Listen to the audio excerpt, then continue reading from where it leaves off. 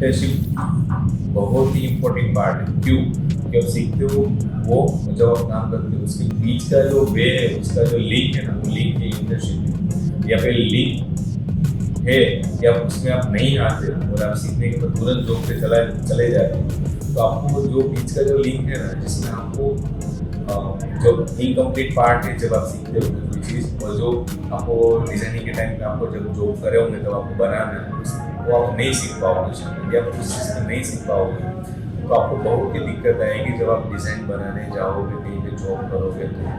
तो ज़रूरी है कि आप इंटर्नशिप करिए। इस 2 महीने या 3 महीने की जो भी इंटर्नशिप देखिए, उसमें आपको जो भी आपका इनकम्प्लीट है वो सिखाया जाएगा, प्लस आपको एक्जैक्टली डिजाइनिंग कैसे डिलीवर करना है कस्टमर तक, एंड स्टार्ट टू लेके एंड तक कैसे आपको कंप्लीट करना है वो आपको यहाँ पे परफेक्टली सिखाया जाता है। और प्लस आपका जो एक्सपीरियंस होता है वो भी आपको यहाँ पे आ जाता है। तो जो भी गलती करने की गुंजाइश होती है ना, वहाँ पे कम हो जाती है और आपको कॉन्फिडेंटली आप कहीं पे भी जॉब करोगे तो वहाँ पे डिजाइन बनाना ये महत्व है।